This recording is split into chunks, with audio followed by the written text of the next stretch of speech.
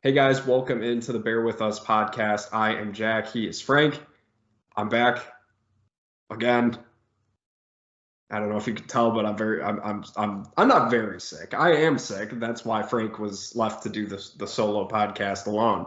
A lot of you probably thought, oh, Jack's just at the Blackhawks game, like he said he was gonna. No, Frank. I was laying on my couch, absolutely just done. This flu it's brutal, but I wasn't gonna let that stop me from watching the Bears game.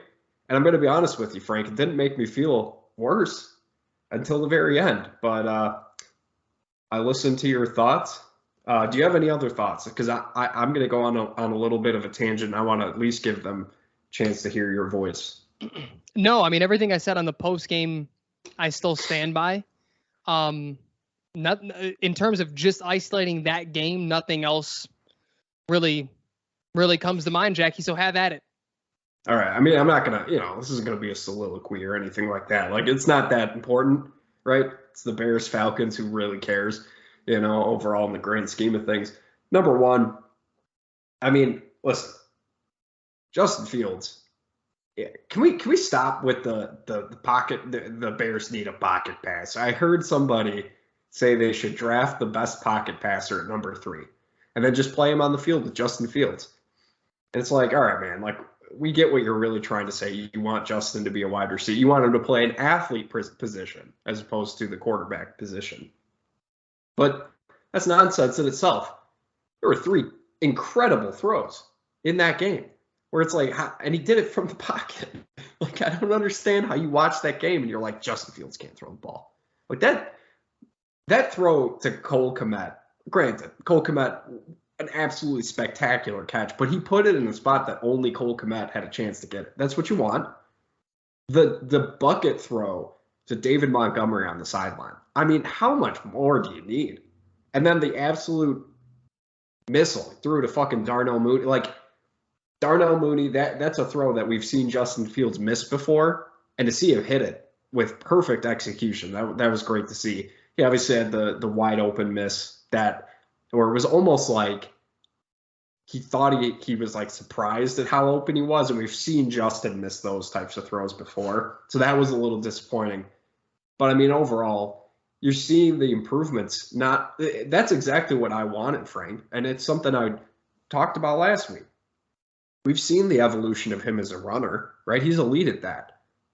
I wanted to start seeing him grow in other areas too.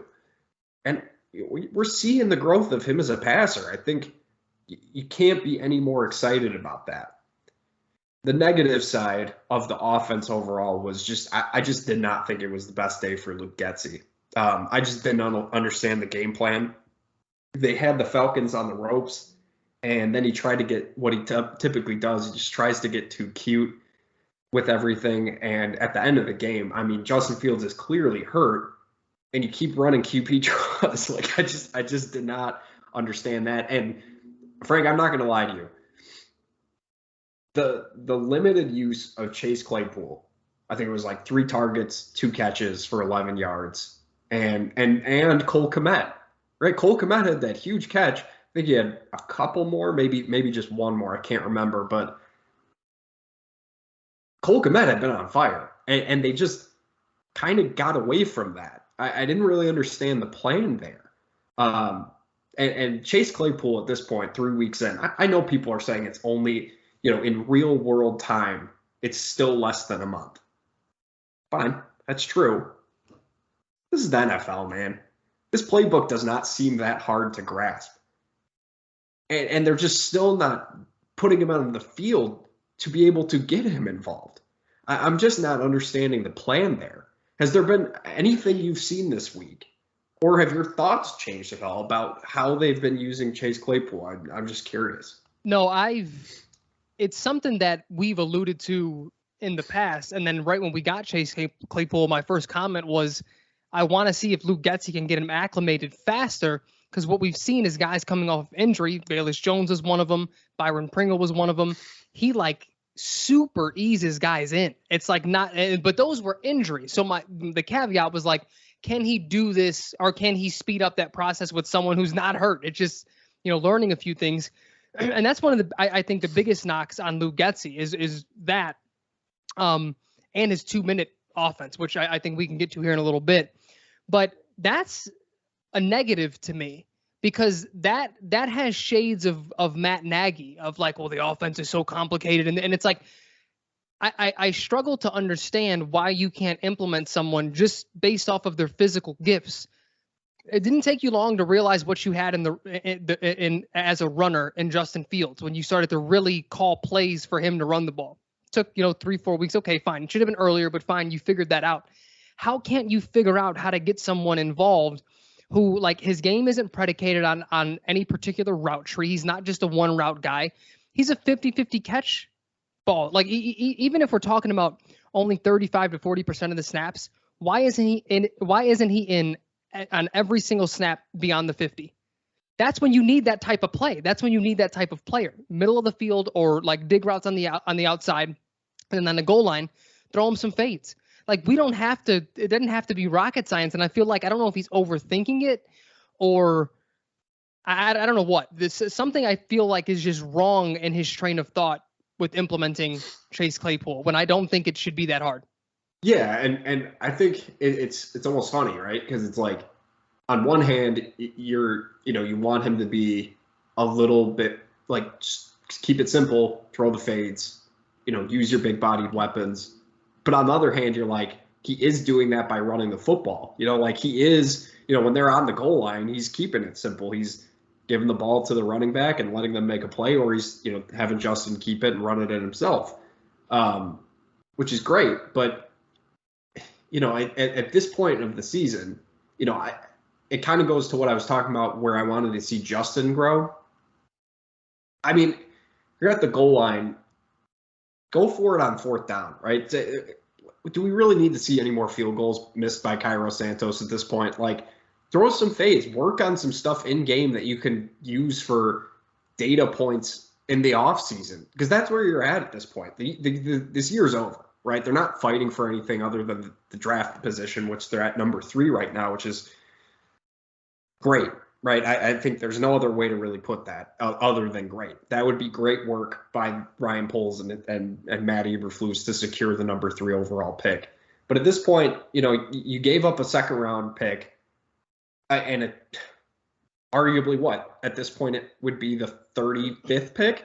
Yeah, that's a first round. That's first round talent that's usually still available at that point for a guy that you're not using. And I had people, on Twitter telling me that, well, let's not do the snap thing until he's been here, and until it's late December. I disagree with that. I disagree with that wholeheartedly. You need to start seeing what you have in Chase Claypool now, right? You need to see what you have in this guy, because you're trying to keep him for a year, or you have him for a year. You want to see if you're going to pay him beyond that.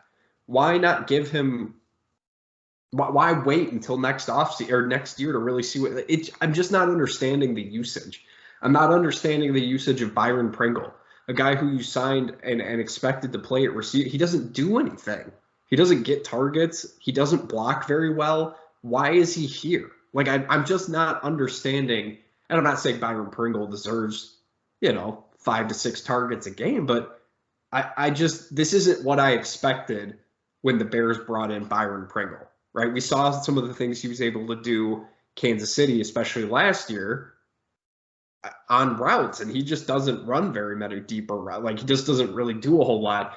It's hard for me to believe that Chase Claypool couldn't be told, hey, run a slant on this play, or run a comeback, or run a go route, and we'll just toss the ball up to you. And he couldn't do that. I'm having a hard time believing that. I just don't understand the game plan right now. Yeah, and you know what I think a lot of it, what comes down to is, what we were asking for earlier in the year, especially on the goal line, was like, use Justin's legs. I don't think any of us were begging for him to run for 170 yards in a game, like, go out and be all Mike Vick, but especially like goal line situation, it was like, use his legs more. That's a weapon. And any other terms of mobility or times of mobility could be just him extending the play, or him, people aren't open, so he has to roll out and gain it that way. And I think Luke Getsy is like leaning on his legs too much now.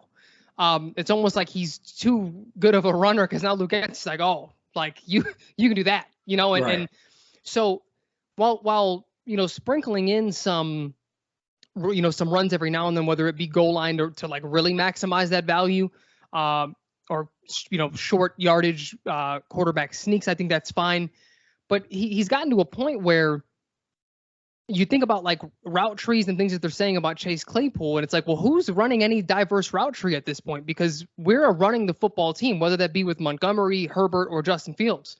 So like, even from that standpoint, Chase Claypool is a really good blocker. Why isn't he out there for that? Like, I don't know. It's very, very strange to me. And the last thing, Jack, that I want to know from you was just, sort of thoughts on the 2-minute offense. Because, when we think back of like all the gripes that we had about Matt Nagy, that was the one thing that he got right. That was the one time that Mitch Trubisky looked like a fucking NFL quarterback was in the 2-minute drill. And I'm like, and a lot of that was, remember we would talk about it. We were like, the thing with Mitch is that he didn't really have it in between the ears. Like, he can't read a defense. It just seems like he doesn't know what he's seeing a lot of the times. But when you put him in that position where he didn't have to think, it's like, here's one read and go in the 2-minute offense, he did really well because he was a pretty good athlete. And I feel like you not only have a pretty good athlete, I think you have something beyond that in Justin Fields and someone who has it in between the ears. So it's also hard for me to figure out why Luke Getsy's having such a hard time just almost relying on talent in a 2-minute drill like you're supposed to. That is really what it feels like. It really, I don't understand. Like, most of his drives throughout the game looked pretty solid, right? Especially the first drive of the game. No arguments for me on that drive. Where does all the creativity go at that point? Like, in the 2-minute drive, it's almost like he becomes like too frantic, and he calls up these wild plays that he's like, all right, nobody will expect us to do this. And it's like, Frank, we're getting right back. I feel like we talked about this with Matt Nagy, right? He's like, nobody would expect me to run the football when we're down 37 points. And it's like, nah, man, like people don't expect that from me for a reason. So it's like, that's kind of what I want from Luke Getsy. Like, I feel like he's overcomplicated. It shouldn't even be a 2-minute offense, right? It should just be just run your offense with a little more urgency. And, that's something I'm a little surprised we haven't seen more of this year, or at least I feel like we don't see a whole ton of, is they don't really do a whole lot of hurry up offense. They don't really like to do that. I will say, obviously, Luke Getsy listens to this podcast because David Montgomery was catching passes left and right. Who was calling for that, Frank? This podcast. So I'm just saying, if we make our case to Luke Getsy that, maybe get your act together a little bit. Have Darnell Mooney get more involved throughout the game. Stop. Like, I'm glad he's catching touchdowns, Frank, but like, it's so sparingly that it's like, just get him involved throughout the game. Have him do things. Have him run slants. Have him run crossers. They just run the ball so much that, it's hard to stay into the game as a wide receiver, it seems like, especially if you're not a great blocker, which maybe Darnell Mooney isn't. But I feel like Luke Getsy at some point is going to have to take the next step as a play caller. And to me, that also includes the passing game as well. So it's not just Justin Fields that needs to develop. It's Luke Getsy as well. He can call a running game. That's great. But when you need to drive the field with 2 minutes left, you can't run the ball, right? You can't have Justin Fields run 8 yards. And then I don't know what happened at the end of the game there, where if he was supposed to hand the ball off or if he just took it himself, if some guy was out of position, something happened, it looked like. But you have him run and then he gets hit. And at the end of the game, you're trying to make a weird pass. And I know it was an overthrow, Frank, but come on. David Montgomery's got to catch that ball, right? He has to. That's the thing. That's the one thing that I always vouch for, is you have to help out your quarterback in big situations. Like, look at, we talked about Tua a lot, and this is not to rag on him, but he just gives his guys a chance, and Tyreek and Jalen Waddle are just doing a damn good job of making him maybe look better than what we think he is.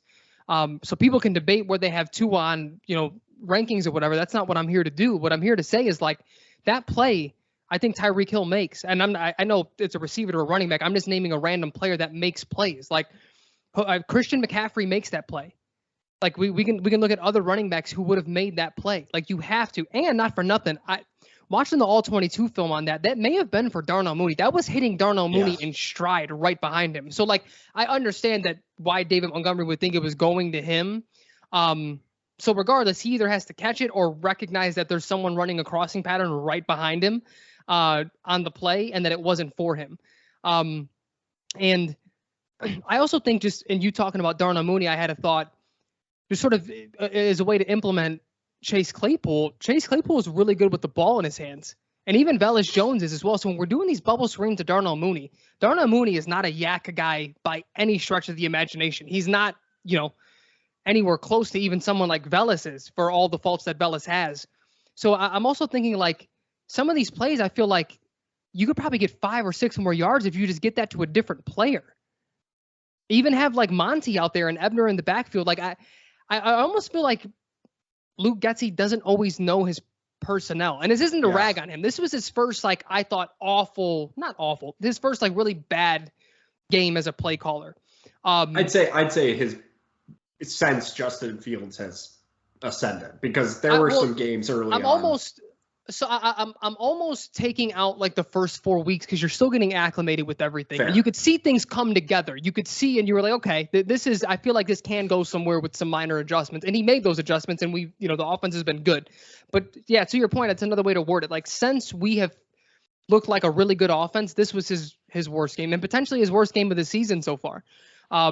They still put up 24 points. And they still, and that's what I said on the immediate reaction was like, had you told me like putting up 24 points and still moving the ball and rushing for whatever and throwing for how many yards and Woody doesn't have two passing touchdowns, like, and that's like that's a bad day. I mean, fuck me, like, sign me up, because we've seen some awful offenses in Chicago. But yeah, I don't want to continuously rag on Luke Getsy, because again, I think he has done a really good job. I just would like to see him utilize people in a more common sense way. Yeah. I mean, because I feel like you're starting to have these pieces around Justin that you can really do the basics of football. Darnell Mooney, just by running a go route, is making a safety make a choice. If you have him run a go, and then someone like Claypool or Pringle or even Kmet run a crossing pattern on the opposite side of the field, you're making that safety make a choice like that. And I feel like we don't see anything like that, where people are decoys or you're allowing Justin to like see the field the right way, because when that does happen, he's making the right decisions. Well, you saw it on the touchdown throw to Darnell Mooney. There, I think it was Equanimeous St. Brown who ran the rub route, and like it's a perfect design. That was a great play call. That was a great play design. So like Getsy can do it, and so what I want to see from him moving forward is, listen, I think at this point, the coaching staff should be using the rest of this year to figure out what they have in the rest of this team, right? Moving forward, what do they want to do, with this personnel? Who's going to be here next year? Who's not going to be here? So what I'd love to see is maybe move the focus from, okay, we've established we can get a run game going. And I'm not saying to completely abandon the run game.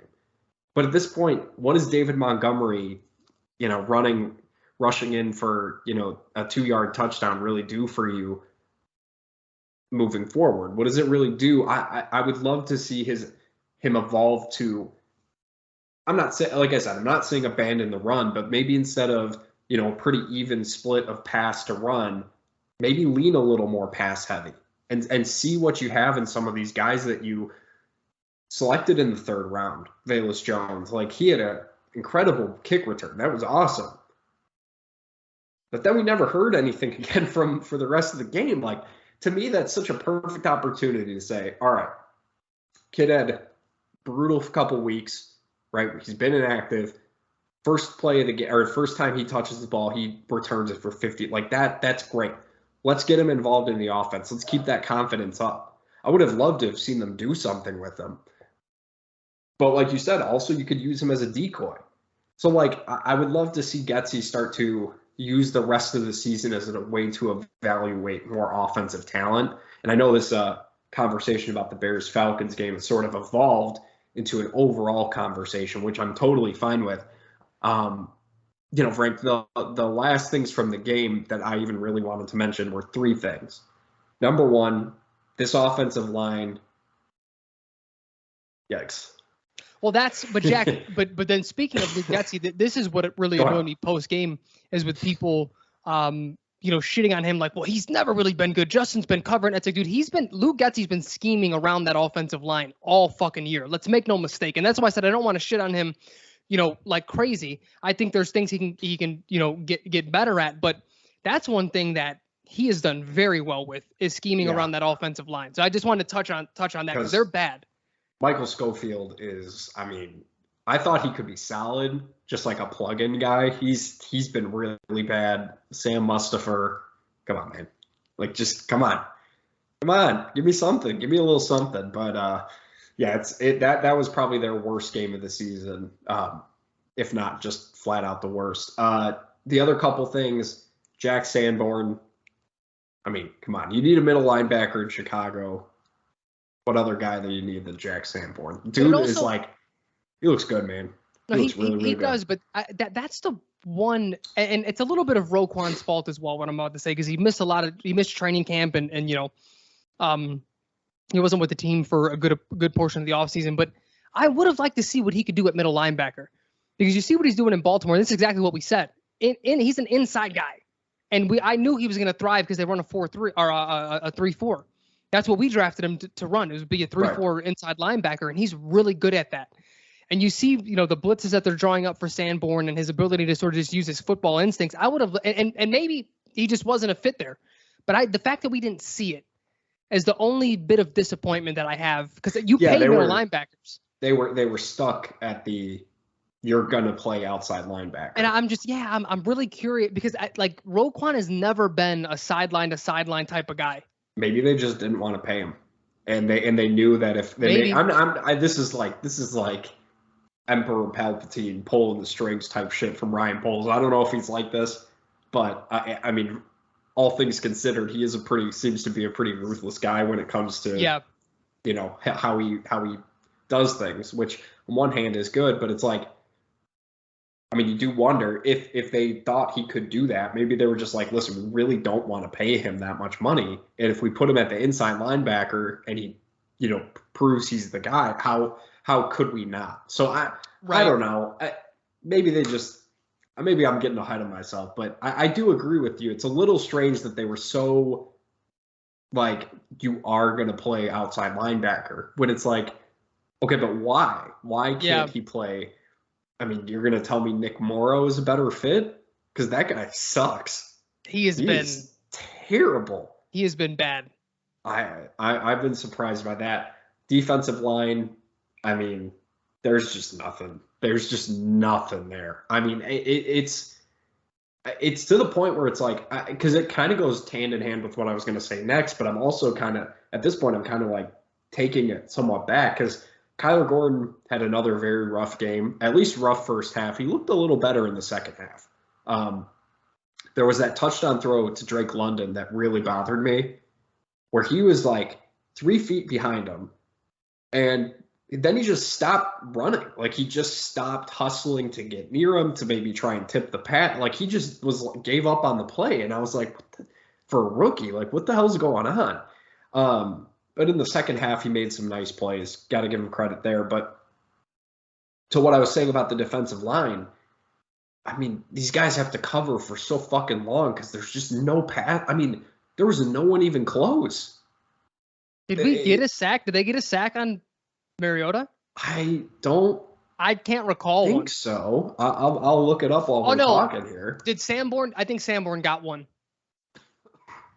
Let's take a look. But the defensive line did not get one, I don't believe. Have they? When was the last time they had one? Oh, I also heard someone talking about how this defense would be infinitely better with Robert Quinn and Roquan. So no, they did not have a sack. What they were both here. Yeah. And this defense hasn't looked like the only good game this defense had was against New England. Well, and I guess it's hard to even say Washington because Wentz was hurt and he's just bad. He was missing so many wide open throws that game. Yeah, they had no sacks. Yeah, it's hard to cover zero. when that's the case. and like sort of evolving again into like the overall picture. That's what's been disappointing for me about the defense. I once we realized what they were, because we thought they could be a top 18, 16, that type of defense, like middle of the pack. I don't think we ever had aspirations of them being top 5 or top 10. But now that we realize they're not even like top 15, top 18, like top third, or even top 2/3, it's like, okay, can we find just a couple of guys? And you're looking around and all you see is like regression from players and just like no shows from others. And it's like, so I was thinking about that myself, and I think it kind of goes into, I think we overlooked the fact that these guys were drafted for a different defense. They weren't drafted for a 4-3. Like Trevis Gipson was not drafted for this defense. Jalen Johnson wasn't either. But Trevis played on the actual D line though, right? He wasn't an outside linebacker. No, he was playing outside. He was rotating with Mac. Okay. Yeah. So this might be a little new for him. But he doesn't look all that good. It's been plenty of time to get acclimated to rushing the passer, and there's just nothing. I mean, there's just nothing there at all. And it's hard to cover guys when you have no pass rush. Mark Mariota was picking them apart. Yeah, but we've seen you remember that 2015 Bears defense where they couldn't rush the passer either, but they got a lot of coverage sacks. So it's not like I'm not directly refuting you, but for them to be that bad, you can't get one coverage sack. And I don't want to make it sound like that either, that I'm defending the secondary and giving them a full pass. But I mean, Eddie Jackson has been so revitalized in this defense. That's really, really nice to see. Jaquan Brisker continues to just have solid game after solid game. So I think they're set at safety, right? I don't think they're set at the least important positions on the field. Well, I mean, that goes back to the draft day, what we talked about. I mean, it's just, you get a safety, great. You get a Jamal Adams, great. But what does that do? What does that do for your defense? That was our whole lot. Yeah. I mean, it's kind of what we talked about. It's sort of coming true, but overall, I thought it was it was a. It's going to sound bad, but it was a game that happened, right? It was a game that happened. Obviously, the injury stuff is the most concerning part.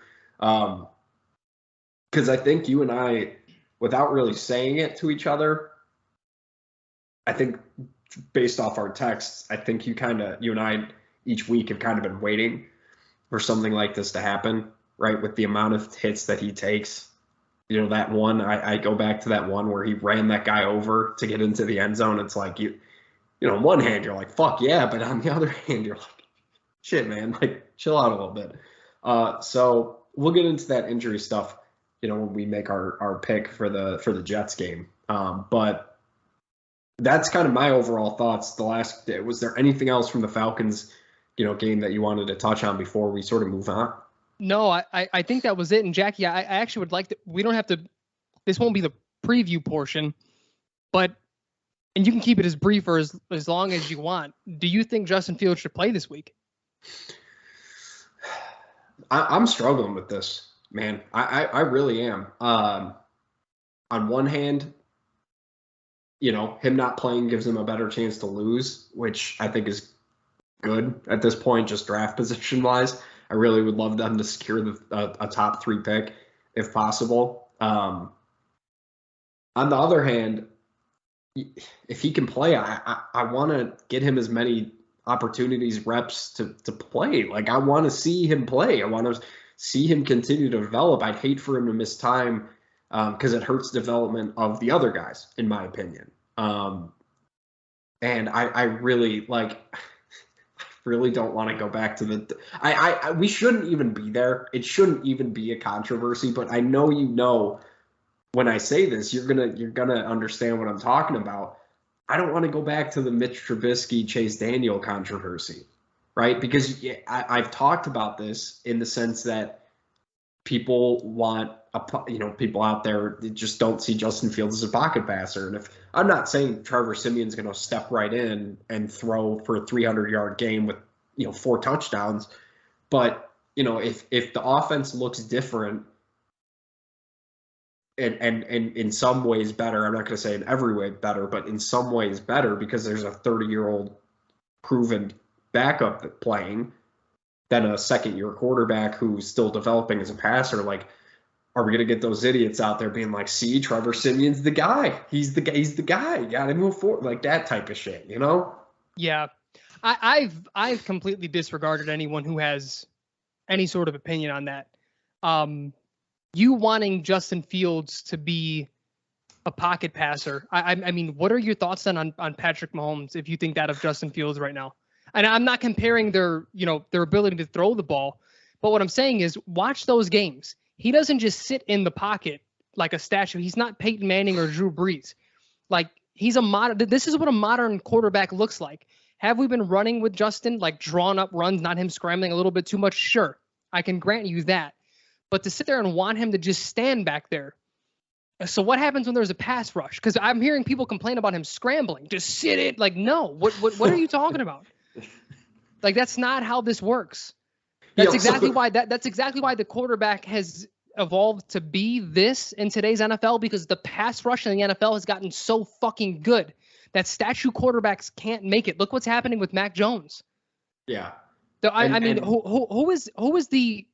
I think Tom Brady still is the only successful, but he's so good with pocket manipulation and getting the ball out of his hands quick. He's elite at those things. Who else in this league is having success just standing in the pocket? Kirk Cousins, I guess, but he has an all-pro wide receiver. And that offensive line is fucking stacked. Well, and that's the thing. People begging Justin Fields to be a fucking pocket passer like that. Like that's the thing, man. Trevor Siemian might be able to throw the ball in a little bit better in different ways than Justin Fields at this moment, right? He might be a little more accurate. But if Justin Fields doesn't have time to throw the ball, what makes you think Trevor Siemian is going to have time to throw? Have you guys been watching the pocket? There is no time for him to stand back there. There's no time. The entire right side of the line is getting fucking destroyed every single game. Like, what am I missing? What am I missing, Frank? Yeah, I beats me. And I think for me, the only thing that could possibly annoy me in a situation in which Trevor Siemian starts, his first name is Trevor, right? I keep calling him Trevor. Okay. Yeah. Is if Luke Getsy implements a more quick passing game. That would highly annoy me if he did that, because that would be playing more to his strengths. He's an anticipatory thrower. He's accurate, on short tosses. But it's like, you can't tell me Justin Fields can't throw a goddamn 4-yard slant route. You can't. Like, even if you're talking about, well, he sometimes lowers the arm angle, which is something I need him to improve on. When he's in the pocket, stop fucking throwing from 3/4. You do that when you're rolling out, when there's not linemen in front of you. Although Michael Schofield, he deserved that one. Well, I did. I texted someone. I was like, that was like that moment in the Adam Sandler movie. Yeah, when he hit the ref in the nuts. That's exactly what he did right there. That's exactly what I thought. It was great. But like, because that's what we've asked for with Justin, that would allow more time in the pocket with a quick, some quick passes, some just get the ball out of his hands, let him get some confidence, let these other guys run different routes. And we haven't seen that. So that part would annoy me. But other than that, I don't think, because one, I don't think the talent around Trevor Siemian is anywhere near for him to have a good enough game for anyone to be like, see, that's what we need. And two, he's not, I mean, has anyone seen this guy start before? Like, he's a very good backup. He's good for what he's doing now in the league. But if you had to start this guy, you may win one game. I think it's only going to strengthen my MVP argument, if I'm being honest with you.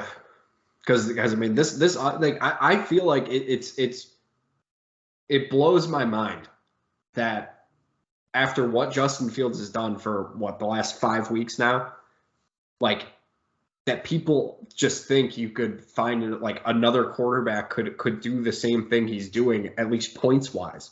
This is not a 30-point offense. This offense sucks. We don't have any playmakers. We have no playmakers on this offense other than the quarterback. And like, I like David Montgomery. I think he's a good player, but that's all he is, right? He's a good player. He's not a great player. Great players make that catch. I know, like you were saying, it wasn't necessarily, maybe it wasn't targeted for him, but if he's going to put his hands on it to try and catch the football. I mean, Frank, how many goddamn games have we gone through at least 11, where at least once a game, it's just like, catch the fucking football. Catch the ball. Catch the just do it. And they just can't. Well, I mean, there's the other aspect to that of this is what's really annoyed me, because I've had quite a few people now raise their expectations of Justin Fields in ways that I think are just asinine. I think generally speaking, the raising the expectation should be up there, whether that's scoring points or maybe you want him to get that 250 yards passing. Fair. Those are fair things to say, hey, I want to see this by the end of the year. Because me and you both came in this year with things that we wanted to see. Remember, we said last year, we saw the flashes. We need you to put together a whole half now. All right, you put together the whole half against San Francisco. Give me a full fucking game. Give me multiple games once you got that game. You can sort of stack these things to show, hey, he's the guy. What I don't like is when people start talking about, well, maybe we can, if we get a top 2 or top 3 pick, maybe if we get another quarterback, even if there's one that's a better prospect than him, which I don't think there are any in this draft. Just think like the draft profile of Justin Fields, not what we've seen the trajectory of. This is what happens with young quarterbacks. They're going to go through different ebbs and flows throughout their development. He is still developing. And you see that because at what point in his career, Jack, have you felt like he's stagnant? Like, I haven't seen him get better. He had a couple bad games this year, but then you look at the follow-up games after that and you're like, oh, that's progress right there. Follow-up games, follow-up plays. When he makes a mistake, he comes right back. And that's my whole point. So people who unless you can get a prime fucking Peyton Manning or someone who's going to come in who's going to be elite for multiple years, that's the only time you would ever consider getting rid of a young, talented quarterback who's still ascending. Because people keep talking about potentially getting a rookie. No rookie has ever stepped in that's not named Patrick Mahomes. And you can put Justin Herbert and Joe Burrow in those situations, but they didn't win their rookie year. So like they were putting up numbers and they were balling out, but it still didn't really amount to much. And you look at the support that was around them; they had much better weapons than this. So people keep saying that like we're going to move on to who? Because what college quarterback is going to step in this system right now and be better, or even not even just right now? Who has a chance to be better from a draft profile? Justin Fields would go number 1. Just looking at the last 2 years of Ohio State, forget these 2 years, because with these 2 years combined, he would easily go number 1. But just looking at Ohio State, he'd be the number 1 quarterback in this draft because he was the number 2 quarterback in his draft, but he went 4 for whatever reason. But it's like people keep saying that, and I think that's what I'm saying. That's the annoying part to me is that people are treating him like he's a finished product, which is so fucking weird. And I've only seen this from the Bears fan base because you look at I've seen Jacksonville Jaguars fans who are honestly the fucking nicest fans. If they understand their team's been in shambles for years, they're the greatest people to talk to. I've talked to them individually. They are awesome. And you look at even what's happening with the Jets. They're not even giving up on that. I mean, they're admitting that he has been pretty bad. They're like, yeah, but you know what? He's still young. I like this draft profile. Fair. Because he has a chance to turn it. Well, I don't think he does, but hypothetically, he has the chance to turn things around because of the supposed talent that he has. But you're seeing someone like Justin Fields who has been breaking records, balling out, making throws that only him and maybe 5 other quarterbacks can make on a football field in today's NFL. And they're like, yeah, he fucking sucks. Just let him run the ball. He's a running back. Become our slot receiver. Like, what are we talking about right now? Yeah. I mean, other than Andrew Luck and RG3, right? And Russell Wilson. I think those 3 were. It's hard for me to even say RG3 though. That was sort of a fad type of offense with the RPO. Yes. That was brand new, and I know the ACL happened, and the years after he didn't look the same. But realistically, he didn't look the same. No. But I was just saying in terms of like rookies coming in, that was kind of the group that sort of started this whole thing. And Tannehill, I think, Tannehill was part of that as well, because he was in that draft. But did he have a good rookie year though? I feel like he had a bad one in Miami. I think it took him a little bit to get. Yeah, well, I mean, he didn't look really, really good until he got to Tennessee. That was when he started to look like top 10, fringe top 10 type of guy. Well, I agree with you. Rookies and. It's such an interesting thing too, because it's not even just quarterbacks, it's just rookies in general. I feel like because of the way the NFL works, because rookies can come in and make such a huge impact right away, whereas like baseball or the NBA, right? Rookies come in and you don't really expect a ton from them. Like Pistons fans weren't like Cade Cunningham's here. oh yeah, we're winning the fucking title. Not like they're like, no, we got a good piece. Let's see what we can do to build around him. So it's just like because rookies can come in, especially at the quarterback position, and they can make an impact. I think that's become the expectation so fast. But it's like I also think that this rookie quarterback draft class is getting to be to the point where it's like a little overrated. There's really only 3 starters at this point, or 3 first rounders in my opinion. There was a couple other guys people were excited about who I don't think have, as always happens, that have really developed throughout the year that I think people thought they would. Bryce Young obviously is the favored number 1, CJ Stroud, and then Will Levis. But I don't really see how putting any of those 3 guys in place of Justin Fields makes this offense any better. I just don't see it. Because it's not a thing. Anyone who thinks that is either wildly misinformed, or they just legitimately think like guys come in the league and that's who they are, and they don't understand the development of a quarterback. It's just point blank period. The only positions that you can pretty much judge year 1 is the running back position. Everything else takes a lot, and maybe a pass rusher like an edge rusher. But even then, we've seen. I mean, look at Leonard Floyd from his time with the Bears, then going to the Rams. And he's not like the dominant guy that the Bears thought they were getting, but he was way better than he was with the Bears. Like, people take time to develop. That happens. I just love that you always find a way to get your hatred for running backs into the conversation. No, it's not that. It's just that there's that. No, it's not hate though, Jack. It's not hate. Space. It's that they're just all the same. The only 2 that aren't the same are Alvin Kamara. Well, 3, I guess. Derrick Henry, because he's just a fucking created player, and Christian McCaffrey, because they can do everything. But everyone else, like you can't really learn to hit holes. You either have that vision or you don't. Like, you can study the film. What is a guy that you ever seen that can't hit the holes and like hit the cuts, and all of a sudden like next year is like, yup, that's him. Look at Ronald Jones. They stuck with him for 7 years, and he's just not the guy. Like, it's just because I think their job is a little more straightforward than other positions. You're either Justin Fields or you're not. That simple. Because he's a running back, so that is what it is. Oh, well, did you? I made that. I made a tweet. Did you see it when I was like, just imagine if it was after the touchdown to Darnell Mooney. I was like, just imagine if he played quarterback, how good our running back would be. People love that. Oh my God. Some people probably took that seriously too.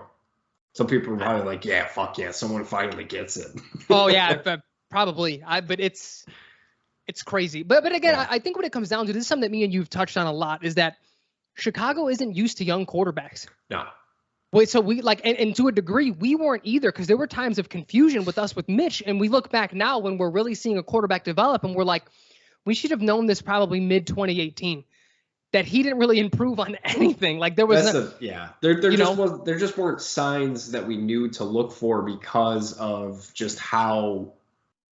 I mean, you go from Rex Grossman, but that wasn't really a situation where you have a guy known for developing quarterbacks, and that was such a different era too. Yeah.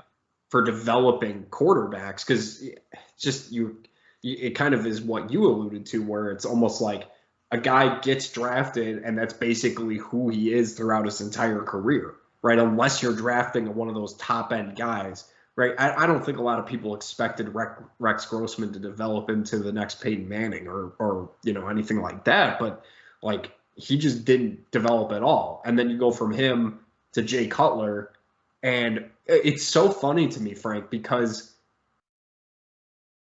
Jay Cutler, and you brought this up, I think, a couple weeks ago, and it was such a good point, and I was looking for a way to get back to it, and this is, I think, a perfect time. Jay Cutler came here as a second-year quarterback, but Bears fans, third-year quarterback, but Bears fans were treating him like he was an established veteran, like he was doing this for 6 or 7 years, like he had no room to improve. And that's fucking crazy. But that's also how the Bears treated it. Yeah, that's what I was just going to say. The Bears, the front office did the exact same thing. They're like, we can keep changing coordinators. It's fine. Like, it doesn't matter. Like, we'll just keep implementing offenses, and it'll be totally fine. He'll get it. And then if you remember, Jerry Angelo was like, oh, well, we just don't believe in investing in receivers because the quarterback makes the receiver. And I remember being a kid thinking like, wait a minute now. Because every other elite quarterback out there has a really fucking good weapon or two. Feels like the Bears' philosophy for a very long time, doesn't it? Yeah. So, no, but I think that only plays into this fan base's inability to see where Justin has really improved as a passer. And it's not, I hate that we even say it like that.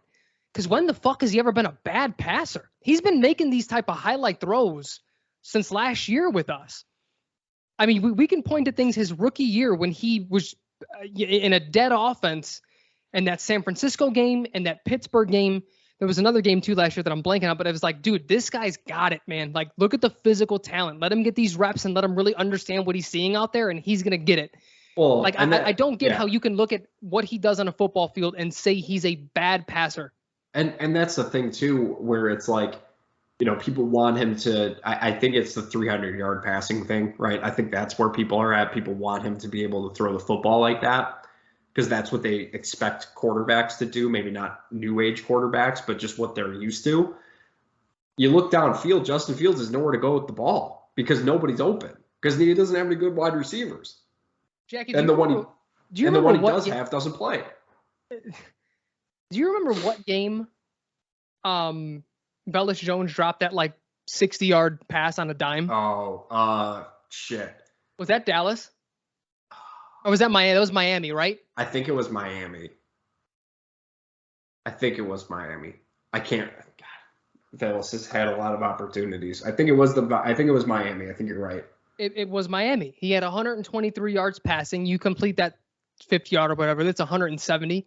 You complete that 20-yarder on a fucking dime to EQ. That's 200. I mean, you're talking about like you're not watching the game if you're just saying he needs to get to 200 or 300 yards. Agreed. And you're not watching the game because you're not understanding what Justin Fields' skill set is. And if you're upset that Justin Fields isn't throwing 300 passing yards, but they're still putting up 30 points, your issues are misplaced. Your issues are misplaced because that's not the point. Point is to score the fucking football and to score in the end zone. That's what they do now. So our expectations should have risen. Frank, I want to say this, and then we'll get to our picks. Because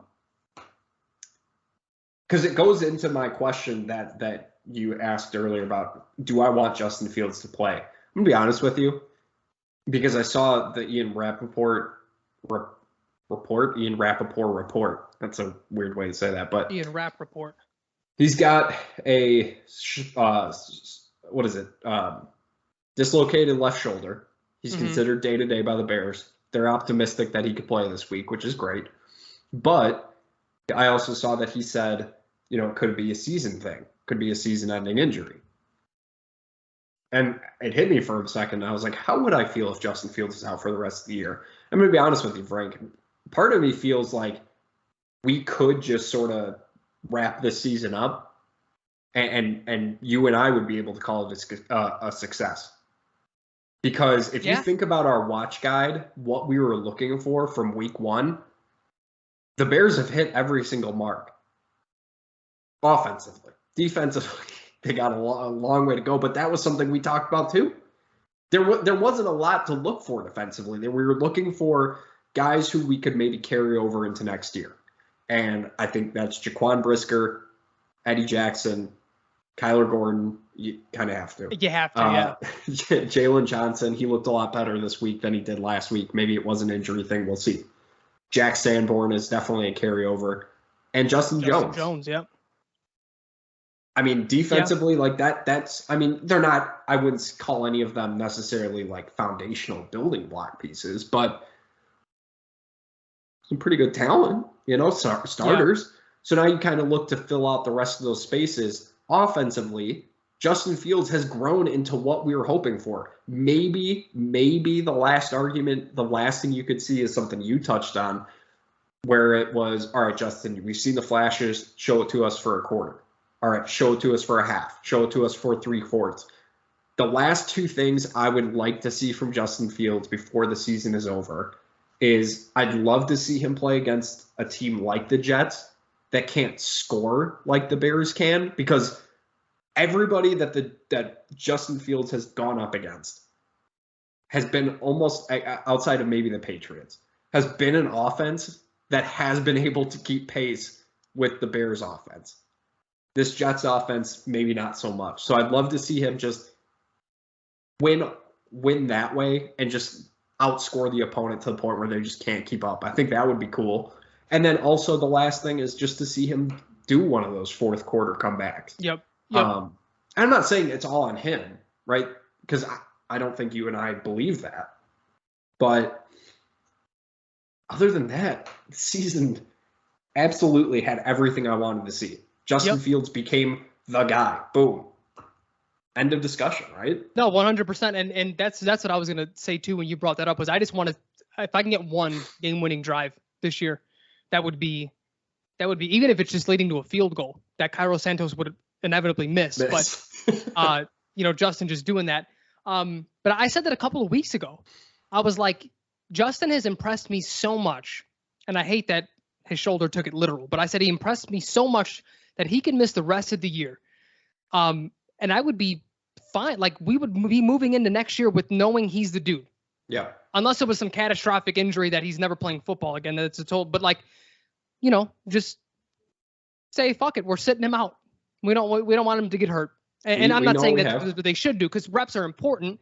And to answer my own question, if he's 100% healthy, I want him out there because I do want him to continue to get experience. But if he's not, if he's 98%, you sit him. Yeah. You can't have him. He's too important to the future of this team to let him out there. And like, if we were a Super Bowl team, if our record was flipped, you're talking about playoff positioning, then sure, maybe it's worth a chance. Agreed. But for me, I would sit him this week 100%. Yeah, and if you could guarantee me he was going to get some of those fucking calls that he didn't get, that's something I didn't touch on from that game. What the fuck is going on? He's getting hit in the head, man. I was watching that game before the interception when he slid. That was like 2 seconds late to the head. Yeah. I don't know how in the world that's not called. And then Marcus Mariota, which, the call was correct on Mariota. It was soft, but it was correct. That one where, was it Brisker or was it Gordon where he was like stumbling over and he like grabbed his foot? Dude, okay, I get it. That's the rule. But then when there's something like 10 times more egregious than that to not be called, I mean, that changes the whole scope of the game. That's 15 yards, an automatic first down, and we're either at or beyond midfield if my memory is serving me correct. And not just the penalty. It's also setting it up for the future, because again, we're at this point where it's like, who is going to say enough is enough in terms of the officiating? Because it's just going to keep happening. People are going to keep hitting him like that because people are going to look at that film and be like, oh, well, it wasn't a flag. Yeah. And you know what? What Ryan Poles talked about in his introductory press conference, what he said that what he thought won him the job, when he talked about how he thought the offensive line last year was too timid. I think there's a player on this team that would have, if he was on that field playing right guard after that hit, would have had something to say at the very least to I think it was a defensive tackle or defensive end that hit Justin. And it's like, I know this is still a makeshift line that we're dealing with, but that was part of the identity that we were sold on. And again, that's not to say we would have won 3 more games if they were just nastier, but something like that, Tevin Jenkins is at the very least getting in that guy's face. And that would have been a portion had he like got a what are they calling the penalty if you hit someone? Unsportsmanlike conduct. I would have been completely okay with that. Yeah. Because those are the moments in which you have to let the rest of the league know you're not getting away with that shit. If the refs aren't going to call it, you're going to catch these fucking paws. Yeah. And I think the only guy on our team that would do that is Tevin Jenkins. I was glad that Tevin. Well, not glad. That's going to sound bad, but I was relieved to see that he was hurt.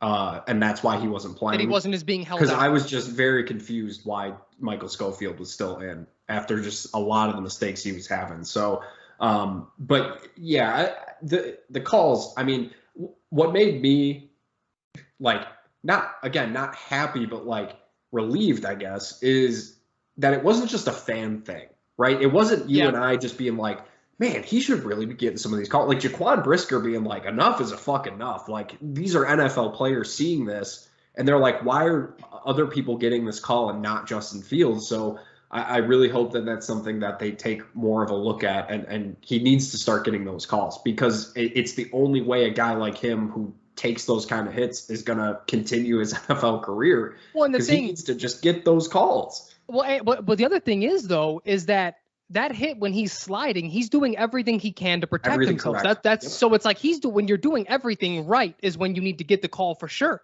Yeah. Because at that point you can't protect yourself anymore. You can't run out of bounds when you're in the middle of the field. He's not diving. Right, that's my whole point. Sliding. That was a textbook slide. What more do you do in that situation to protect yourself? And when he got hit, you saw that he immediately grabbed for his shoulder. So you're like a double whammy, especially when they don't call it that. Yeah. That just can't happen. I don't know what's been going on. Like, this is the most, and again, it's in games that I don't really think necessarily matter, obviously, but it's just so weird that, like, the last few weeks, it feels like the Bears have just gotten shafted on a lot of these calls. Like, it's just really weird. I don't know what's going on. The Atlanta game wasn't nearly fine. As bad as the 2 weeks before. And then the only call that I had a real big complaint on was the was the no call on Justin Fields. But you're not wrong. But it also made me wonder. I don't know if I brought this up to you. I was texting someone, and I was like, the way that they have like announcer crews, where it's like it's clear this is like the D team for Fox, and they're really bad. I almost wonder like if that's the case. It was you with like referees, where it's like this crew, they're an NFL crew, but they're not going to get an important game. And just like you said, these games aren't that important that the Bears are playing. For the Falcons, they are, because they're still in their division. But even then, like the fucking Falcons, they're not making any noise in the playoffs if they make it there. It makes me feel like maybe that's part of this thing, because and I sort of furthered that thought, because when you think about the incentive to get calls right and be a good crew, it's because you get a pay bump when you officiate the playoffs, and they only pick the best crews for the playoffs, and then the best of the best for the Super Bowl. So that I don't know. That's what it seems like it is. I know people get into, well, it's fixed. If people are fixed, if the NFL's fixing fucking Bears games, this is the WWE then, and they're just scripting everything, and all the players are in on it too. Because there's no fucking reason to be scripting Bears games at this point. Like, what are fixing Bears games? Like, what are we talking about? Yeah, it was just a very weird situation. I would love to see them start getting those calls swinging their way, but we'll have to wait and see. But then that's the thing. That's the last thing we can do our picks. I have the same philosophy that I do with NFL refs that I do with like MLB umpires. If that pitch 2 inches on the outside is your strike zone today, keep calling it and let the players adjust. I'm fine with that. It's wrong, but for the whole game, the players have to adjust to it because you're calling it both ways. When is the last time the Bears were a beneficiary of a bad call? It may have happened and we just overlooked it, but and this isn't me being biased. Maybe it has happened and we missed it, but I've texted you before on a call that went for us. Oh, that was soft, or that was a bad call by the ref. Yeah. Like in game, right when it happens, I'm like, oh, that wasn't, we got lucky right there. When was the last time, and again, I'm not saying like when was like, oh, here we go. Like, no, really, when was the last time we got a pass interference call? That's a fucking. I'm gonna have to look for that when they play the Jets this week, because I don't. That's a great question. I mean, the one that comes across the mind that should have happened was the Claypool one against Miami. We didn't get it. No, I know. I don't know. We don't even get like defensive holding, and I'm not saying like the refs are blatantly not doing it. I almost feel like that's. Well, no, but what I'm saying is that almost tells me how bad the wide receiving core is at this point. That they can't even. If you can't beat your guy that he has to interfere with you or hold you, you're probably not. And I'm not saying like every play, but like it just never happens. Yeah. Something to think about. All right, yeah. Let's get into our picks. Week 12. We got some Thanksgiving football. Frank, happy Thanksgiving to you and your family. I hope you guys have a good one. Have a good one planned. Buffalo at Detroit. Buffalo, their second week in Detroit, playing in Detroit. Yeah. It's probably kind of nice for their short week. But, yeah, I'm going Buffalo, Frank. I come on. What are we I'm going Buffalo as well. Hey, but if the Lions pull this off, dude, you're talking about a sneaky little wild card team. So that is something, I had actually texted Frank, full disclosure. I texted him some teams that I think will have coaching openings. And If you'll recall, listeners, a few weeks ago, the Lions' Dan Campbell was on our list. At one point I was like, I don't know, maybe he bought himself another week, but then they kept playing, and I was like, nah, this guy's fucking gone. I don't know, man. I think I'm back on the train. He may have bought himself one more year, at the very least, one more year. I thought he did too, because even in those losses, he never really lost. You can't just cycle through coaches every 2 years. It's because what are you setting up for the next guy? And I do think he set up a good culture there, a good locker room culture. And the wins obviously helped the last couple of weeks. Well, they're on a 3-game winning streak now. But even then, but then you sort of get into the. We'll go on, because I was going to dive into, like, if you're going to get a new quarterback and you're not sure about this guy, you sort of have to get rid of him and get the guy that you want. Right. But I'm going Bills. Giants at Dallas. God damn. The 1 week I don't pick Dallas again, and the defense absolutely shows up in Minnesota. I'm going Dallas because that this team is playing really good football right now. I'm going Dallas as well, and it's just because the Giants fucking stink, dude. Like that offense does not look very different personnel-wise than what the Bears did. And they just lost Wan'Dale Robinson, who had a really good game too. He's a really good player. I like him a lot. Yeah. But yeah, they're running very thin on weapons over there. And it's also Dallas will be wearing the best uniforms on Thursday. So yeah, that's true. Yeah, I'm going Dallas as well. And then a very weird nightcap. New England at Minnesota. Just a weird mix. I like that there's no narrative, though. It's not going to be the nighttime. Just let them play football. What is the narrative? There is none. That's why I love it. What's the watching point from this game? I'm going Minnesota. New England's not going to fool me into thinking they're a good team, right? I like that defense, though, dude. No, you don't. I do. Their offense fucking sucks. But that defense that they got, I mean, that's what Bill does. Bill builds really good defenses. I'm going Patriots upset, little Thursday night special. All right. I like it. Houston at Miami. No two ways about this one. I'm going Miami. I'm going Miami as well. Cincinnati at Tennessee. Ain't going to fool me. I'm going Joey B. Cincinnati. Dude, come on. They look real fucking good right now. They do, but in these Who types is of Samaje matchups, Perine? Why is this a thing now? I don't know. But in these types of matchups, the Bengals still have that finesse to them. Mm-hmm. And in the regular season, Mike Vrabel beats finesse teams. I hate that the Titans probably will never win a Super Bowl because I love their style of football. I really do, because it's not like a full look back to the 90s or early 2000s. They mix in nice passing schemes as well. I love their physicality, dude. I'm going Titans. Their jerseys are ugly. Denver at Carolina. I'm going Denver, but I don't feel all that confident about it. I'm going Carolina. I can't pick Denver. I can't, because at least we've seen good and fun games from the Panthers. So maybe I'm more so rooting for the Panthers here because the Broncos are the more talented team, but that should be all the reason why they're more disappointing. I'm going Panthers. Sam Darnold's back in. He's going to rush for 4 touchdowns. We're going to save Bears. Yeah, how come no one ever called Sam Darnold as a running back, you wonder? We're going to save Bears Jets for last. Atlanta at Washington. Washington playing some real good football. Same thing I talked about with Dan Campbell. Ron Rivera, I thought he was good as gone, but he may be buying himself some time too, man. I'm going Washington. Yeah, I'm going Washington as well. I still think there's with Riverboat Ron, there's just a ceiling that he has with teams. And but this is what he does, though. He makes his teams competitive. They he's year Jeff in and Fisher year out. Who made a Super Bowl. Yeah, that's exactly it. It's like you're like just around a 500 guy. Yeah. You're really good for the locker room. Yeah. When he was the Bears defensive coordinator, I fucking loved him. I hated that he left because I would have offered him the job straight up, upon Lovey leaving. But yeah, it's he may still get the chopping block, but I'm going Commanders. Tampa Bay at Cleveland. I'm going Tampa Bay in this one. I think you have to go Tampa, right? They're on a nice little roll here. I sort of look around the league. Imagine if Jacoby Brissett was on the Jets. He's playing good ball, dude. He looks like, Yeah. I mean, he's just a professional quarterback. He's like that guy right now that you plug him in on a team that has a really good defense and he just has to make the right throws. That's a playoff team right there. I'm surprised by how weak Cleveland's defense has seemed to be these last few weeks. I thought that was going to be one of their.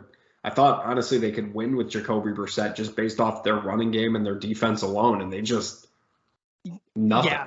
Well, and it's not on him. I thought he's played very well. That's what I'm saying. I thought they'd be able to really hang in there without until Deshaun Watson came back, but it doesn't seem to be the case. So Tampa Bay's also coming off a bye. Brady went into the bye feeling real good. I don't know. This just feels like has all the feelings of one of his patented runs. So we'll see. Baltimore at Jacksonville. I did a little scratch, Frank, because I picked Baltimore and I was like, you know what? Nope. I'm going Jacksonville in this one. Baltimore, Frank. Something is not right. Something is not working in Baltimore, right? I know they won, but they did not look good at all against Carolina. Listen, the Ravens are the Giants of the AFC. It's ugly football, and they don't look like a very good team, but they just find ways to win. I think obviously the talent at the quarterback position is heavily in favor of the Ravens. Yeah. I gotta go Ravens. I mean, the Jaguars. I think Trevor is the same way we looked at Fields. I think he's making strides that fan base is really enjoying, but I can't imagine because the game's going to be close. The Ravens just play close with everybody.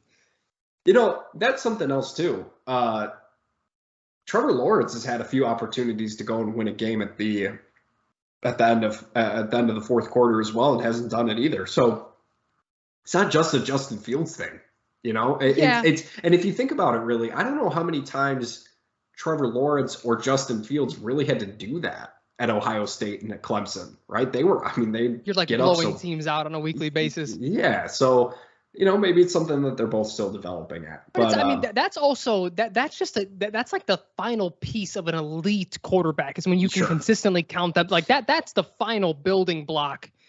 So they're far beyond that because neither of them are competing. Yeah, I agree. Raiders at Seattle. I just made a change. I realized I made a mistake because I was thinking about old Seattle, right? This is new Seattle. Yeah. I'm going with Seattle in this game. The Raiders, I know they won again, but Josh McDaniels, man, I would be at this point. I would say it's probably like a 70-30 chance he gets fired. I don't think they have the money. I legitimately don't think they have enough money to fire him. I'm serious. They're still paying John Gruden. I don't know if they're in a lawsuit to try to get money back or whatever, but or get out of paying. But then to do that right away, like he may have the most secure job in all of sports at this point. Oh, maybe he'll just leave. Maybe he'll be like, you know what? I want to go be in New England. Yeah, but then he'd have to forfeit that money. Yeah. I mean, we've seen what kind of person he is. Who knows? Yeah, I'm guessing you're going Seattle. I'm going. I mean, yeah. The same reason that I was talking about the Titans. Seattle is a physical fucking football team. The Raiders get punched in the mouth. They're not punching back. It sucks because I really like the Raiders. They have a good defensive line. I wish the Bears had Max Crosby. I wish we had any really pass good. rusher at this point. Well, we have pass rushers. We just don't have good ones. Do we? They're just guys. You're right. Chargers at Arizona. Regardless of who plays quarterback, goddamn. I mean, are there any more perfect teams to meet in a matchup than these? I'm going Chargers. Though. I'm going Chargers too in like a 19-16 game. But Justin Herbert's turning into Russell Wilson for me. Back in his prime with the Seattle. Every game is 19-16. It comes down to a kicker having him, and he has 400 yards with 3 touchdowns. I don't fucking understand it. They're gonna go into negative points. If there's two teams who can figure it out, it's these two teams right here. Yeah, you're right. New Orleans at San Francisco. I'm going San Francisco. This team has figured it out. This is the team we all thought they would be. I remember a couple weeks back, Frank, I told you that San Francisco should just fucking trade Trey Lance sign Jimmy Garoppolo to whatever deal he wants and just keep running it back. Because this is, I mean, they're playing really goddamn good football. They are. And Christian McCaffrey has unlocked a whole different. I mean, he would do that for anyone. He's probably the best or top 3 running back in the league. I'm going with the Niners as well. It's going to be interesting to see what they do. Because I think you can make the case. Well, that'll be a topic we get into, but it's going to be interesting to see what they do at quarterback in the offseason. We're a long ways away from there. So, Rams at Kansas City. Surprisingly, the Rams are not in another national game. Thank God, because I'm sick of that team. I told you they were losing to that Rams team. Told you. They fucking stink. They're terrible. Or excuse me, the Saints is what I meant to say. I'm going Kansas City, obviously. I'm going KC as well. Patrick Mahomes may sit the whole second half. Green Bay at Philadelphia. I'm going Philly. I'm going Philly as well. Again, the Packers, they just had that thing this year when you punch them, except for the Cowboys. Aaron Rodgers hates Dallas for some reason, and he just turns into prime A-Rod. Because I think it's who he saw across the aisle, you know? Yeah, probably. But, the Eagles, they're too dynamic. I don't think the Packers will be able to keep up. I'm going Eagles. Although, Eagles are coming off a pretty bad game themselves against the Colts. They found a way to win. That was a good thing. That was a good thing to me. Because you're not going to be able to score 30 and blow everyone out. You have to find other ways to win as an elite team, and that was a positive. Did you see Nick Sirianni coming off the field? Did you see what he told fans? He yelled at them. He said that one was for Frank. In reference to it, that's what I thought too. But no, apparently it was for Frank Reich. Oh, so he was basically saying that was bullshit what the Colts did, and lo and behold, Jeff Saturday has scored a combined 32 points in 2 games, which not very good. Yeah. But it's now almost like Jeff Saturday. It's almost like Frank Reich wasn't the entire problem, but whatever. Speaking of Colts, oh God, Monday Night Football. This is ugly. Yeah, Pittsburgh. Why? This is fucking gross. Who set this up for Monday Night Football? Peyton Manning was like, you know what? Give me one game. But I'm looking. Jack, I'm looking up and down. Who would you even replace this game with? It's an ugly week of football. Maybe Titans, Bengals. I was thinking the same. Maybe Commanders, Falcons. But this is a bad week of football. Yeah, which means it's going to be entertaining usually. I just mean record-wise, narrative-wise. There's nothing else I don't think you can put. I mean, Chargers fans have to be happy that they're just not on national football again.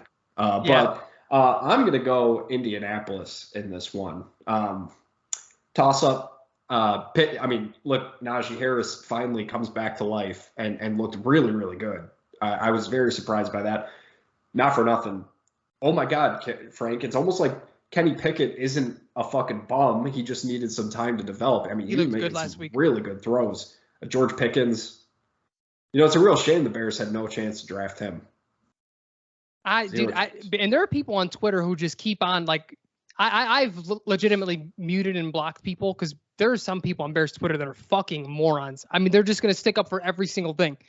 And they're still Gordon was still the better pick. Even with hindsight, you think Gordon and Brisker were the better pick over George fucking Pickens. You're out of your mind. Yeah. I'm going with Steelers. I'm going with Steelers. Yeah. You hate Jeff Saturday that much, huh? No. Mike Tomlin's not fucking losing to Jeff Saturday. That would not have been on my bingo card for this season. I'm going to be honest with you. As a matter of fact, they should have a fucking boxing match at halftime and Mike Tomlin to beat the shit out of him at midfield. That is something maybe the NFL should implement. That would be kind of cool. Quick 4-round fights at halftime. Yeah, we're just have random coaches just get in the ring and just fight each other. Hey, Vrabel might win the whole fucking thing. He would get in there. Oh yeah. Absolutely. He would 100% get in there. I think. I don't know. Dan Campbell may quite literally kill somebody in a ring. That man is crazy. Put him in there with Bill Belichick.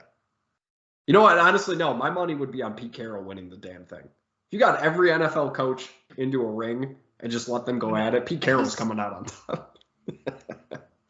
I mean, if he's coming out on top, these NFL coaches are in awful shape.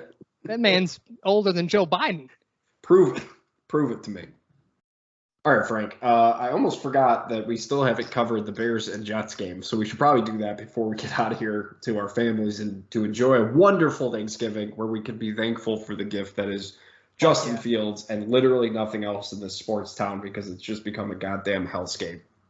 I mean, who doesn't want to celebrate the slaughtering of Native Americans by white men, Jack? I'm so excited for that. That's not what happened, Frank. All right, we showed up. All right. Wait, who is we? And, well, I just assumed you were grouping me in with them. No, why would...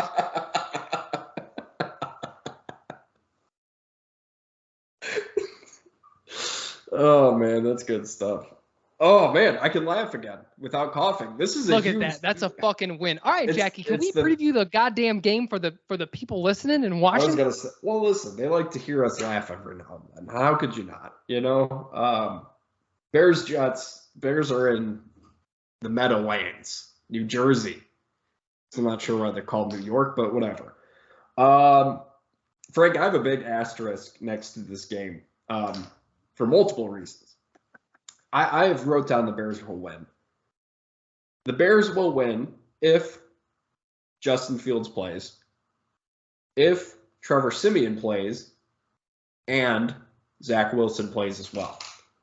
If Zach Wilson doesn't play, if it's Flacco, if it's Mike White, and Justin Fields doesn't play, I don't know if the Bears win this game. Because, Frank, something that's getting lost in the shuffle is this Jets offense is not a three-point offense. This Jets offense is very good. They have some really, really talented pieces up and down, especially at the wide receiver spot. And if they can get a quarterback in there who can get them the football, I think this offense is going to be pretty good. And this Bears defense is just in shambles right now. They're just so bad, especially if Justin Fields doesn't play. I would not feel good about that. So if Zach Wilson plays, either way, I think they win. If Justin Fields doesn't play and Trevor Siemian does, but, you know, it's Mike White or Joe Flacco, you know, I think the Jets will probably win.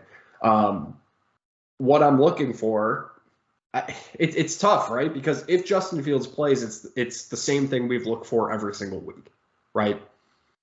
But if Trevor Siemian plays, I mean, what's you got to look for more out of Darnell Mooney and Chase Claypool, right? Those are the two guys, and Cole Kmet, three guys who have to really step it up on the offense because now they're the focal point, right? It turns away from Justin Fields being the focus of the offense. Now they're going to need to pass to win this game because the Jets defensive line is pretty good.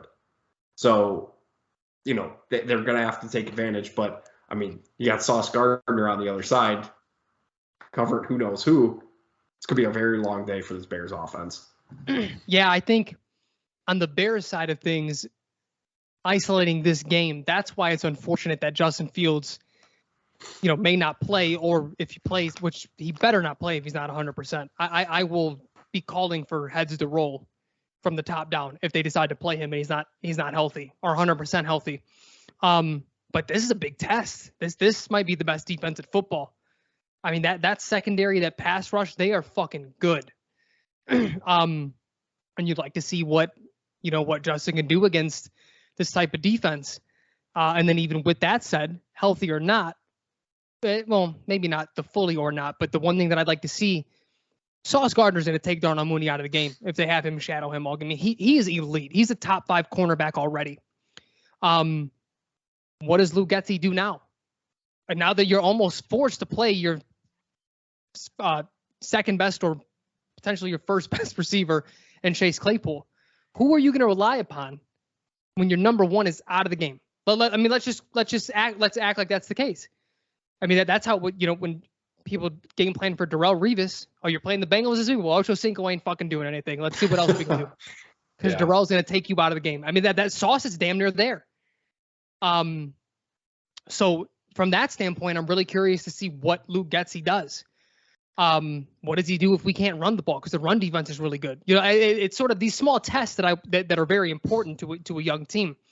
On the flip end, if you're a Jets fan, this is a huge fucking litmus test. If I'm a Jets fan, I want Zach Wilson to play this game, because if you can't put up points against this Bears defense, you legitimately aren't an NFL quarterback. Like you're not even a backup. You need to go to the CFL next week with the weapons that you have. Let's throw him a pass for the New England games for as bad as he was against both of those, because that's what Bill does to young quarterbacks not named Justin Fields. He just missed too many open throws, though, man. Like there was a couple plays where he had I can't remember who it was, but it was someone. It was Denzel Mims. He was running right down the middle of the field, and Zach was like looking at him. He just didn't throw the football, which is weird. Oh, because I know. That was one of the things that you and I had talked about, a potential positive for Zach Wilson, was he seemed like one of those, almost like Brett Favre, where he was like a gunslinger, Jay Cutler type, where he was going to make the thing that was going to be his downfall was he was going to turn the ball over too much, because he was trying to make throws that he just shouldn't. But he wasn't even trying to do that. He just wouldn't throw the football. He is, I to be quite honest with you, I think Jets fans could live with him being bad if he was that. Because that was the one thing I've always said about Jay Cutler, was like, he's won some games, he's lost some games, but he's going to fucking keep throwing the ball. Like you have to, at the very least, respect that.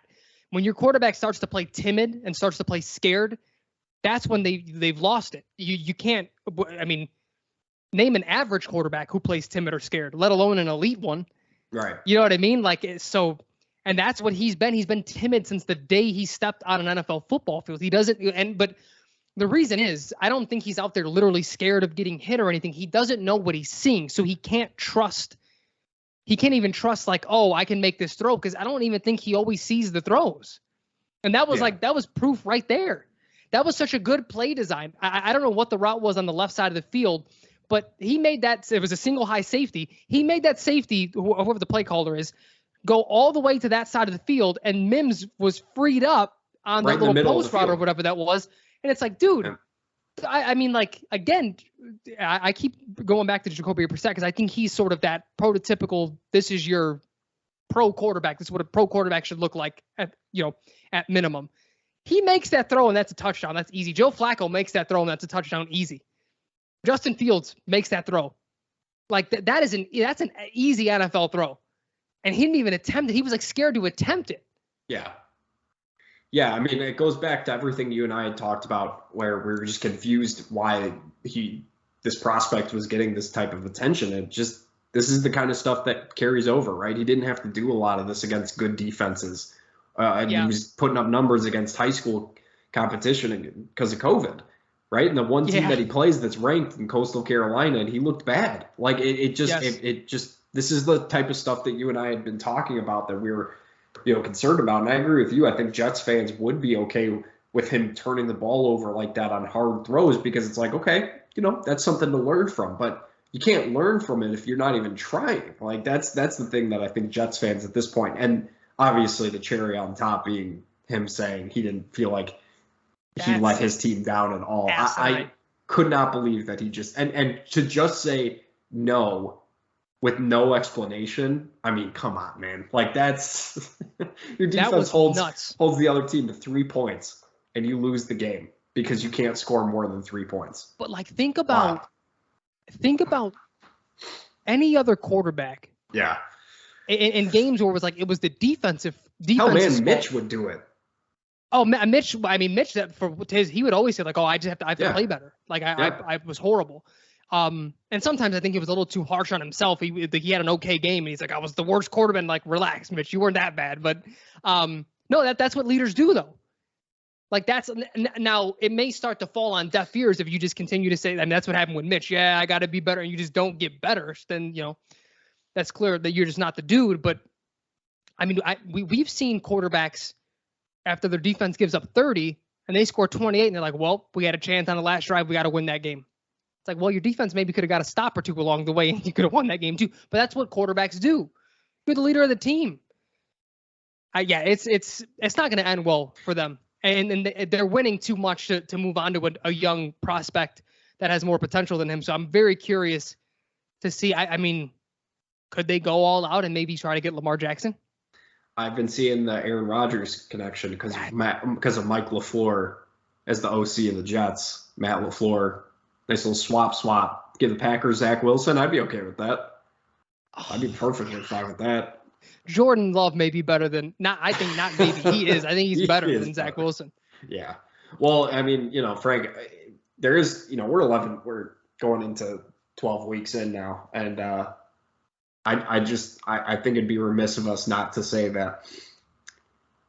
Do you remember beginning of the year that there were some Bears fans out there, the prominent ones as well, saying that the Steelers, Mitch Trubisky, would be missed as the Bears quarterback? People would miss, at this point, people would be wishing we had Mitch back. Where are those people at these days? I have no idea, because we said that he wasn't starting more than 5 games. And what did he start, 2? 2 or 3, 3, 4, maybe. Can't remember. But it wasn't very many. Yeah, it was not very many. But it's just funny. Just funny. But yeah, I mean, listen, this Bears-Jets game doesn't really hold a lot of interest to me. I'm going to be honest with you. I know. Well, especially if Justin doesn't play. And that's the other portion that like really sucks, that like, especially on the defensive end, that people aren't stepping up. Because if we had guys who we felt like, hey, they're ascending to something, if there would be something to watch for, the team overall is kind of abysmal. Like, what do we even have to watch with Justin Fields out? I think that's arguably the most disappointing thing of this season, is that there just weren't a lot of, like, I think you and I saw potential building blocks, and I just don't think a lot of them, if any of them, really panned out.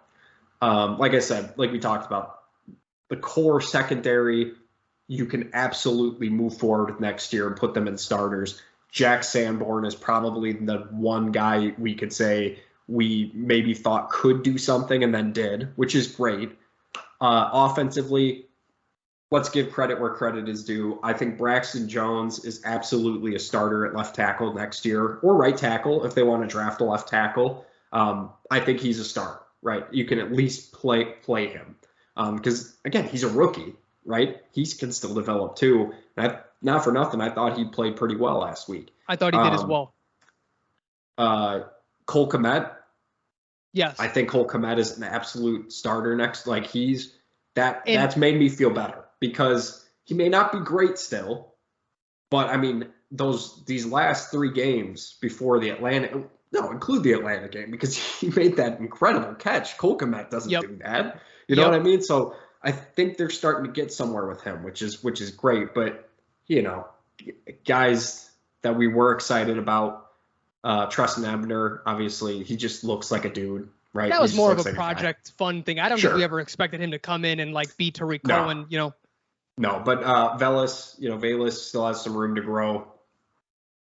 He may be fucking cut next year, Jack. I don't know. I don't know if he's. Well, we're gonna have to see, because I mean, if he could keep doing things like that on the kick return. Yeah, that's true. But Darnell Mooney kind of seems like just a guy at this point, right? Well, not just a guy. He's just not a number 1. Like you stick Garrett Wilson on the outside. Darnell Mooney's a really good number 2. And that's what we thought he was. And remember, we said this year you have to prove to be a number 1. Like, you're the only guy before Chase Claypool. Well, even with Chase Claypool, because he doesn't play. But I still don't. Just come on, like get him involved. Get him involved. Yeah, that's all I'm asking. That's all I'm asking. No, but I think the biggest one who hasn't stepped up in the manner that we would have liked has been Trevis Gibson. Why were they saying that? That call, and they like made it a point to say his name multiple times. Trevis, yeah, and I don't know. I tweeted this out. I found it absolutely hilarious. During the game, it was right after the Velus Jones kick return, and this is the last thing, and then we can get out of here and enjoy our Thanksgiving. He returned he had the nice return, and then I think it was Daryl Johnston, because we've heard him like a million times, because that's all we hear. We always hear the fucking D squad now on these Bears games. And he was like, I love the way they've handled Velus Jones this year. I'm like, and this goes back. I didn't even hear that. This goes back to something you and I had talked about, I think at the beginning of the year or something, where it was like, we were talking about how national broadcasts sometimes don't really work, because you're getting just they just don't really know what's going on in the day, the ins and outs of the team. But like, come on, man, if you're calling an NFL football game, you should probably know when a guy's been inactive for the last couple of weeks. I just thought that was pretty good. But that's something we have to look forward to again, Frank, because we get that same squad back-to-back games. We will most likely be there doing our post-game show as long as health permits. But Frankie, until then, man, have a happy Thanksgiving to you and your family. I hope it's a good one, man. Absolutely. Same to you. Later, Jackie. Later, everybody. Well, same to everybody else. Happy Thanksgiving to all of our listeners. We're so thankful for you. That's on authentic, right? And not at all. Okay, good. All right, we'll talk to you next week, guys.